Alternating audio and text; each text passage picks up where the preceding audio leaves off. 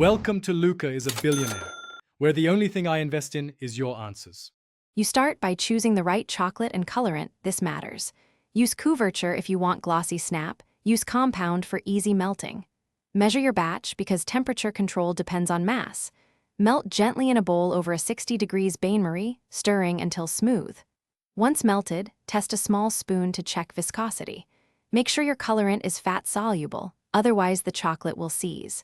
Add a small amount now, then proceed to tempering. This sets structure and keeps color stable. You now tint and temper. This is the technical core. Heat to peak temperature for your chocolate type so crystals melt, then lower the temperature to encourage stable beta crystals.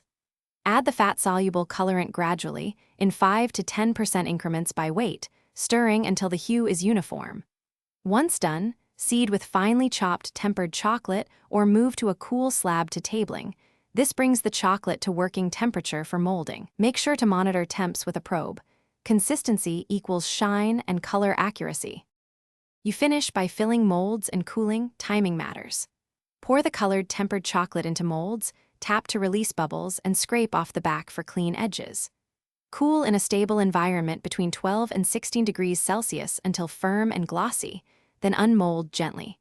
If color looks streaky or dull, do not add water. Retemper the chocolate and add 1 to 2% warm, melted cocoa butter colorant, then remix and remold. Remember, retempering fixes crystal structure and restores shine and uniform color.